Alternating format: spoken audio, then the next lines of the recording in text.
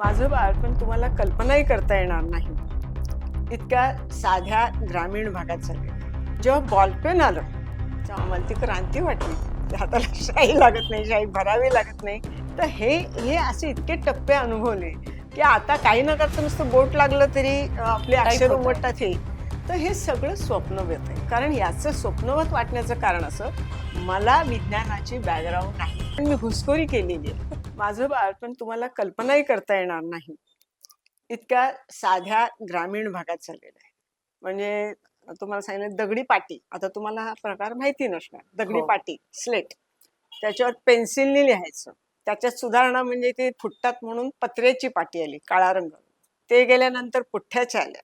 ते गेल्यानंतर आम्हाला दौती. आता दौत हा तुम्ही म्युझियम मध्ये बघायची गोष्ट आहे. बघायतल्या वस्तू. हो हो हो. त्याच्यात टाक. ती बुडवून म्हणजे आमच्या बाकाला ती खाच, त्याच्यात ती दौत ठेवायची ती.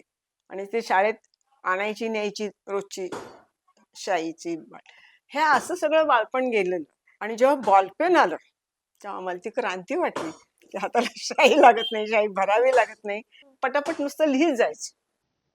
तर हे हे असे इतके टप्पे अनुभवले की आता काही न करता नुसतं बोट लागलं तरी आपले अक्षर उमटतात. हे आणि मी माझ्या जावयाकडे बघितलं की ते शॅडो, लेटरच्या शॅडोवर बोट ठेवलं तरी ते अक्षर उमटते.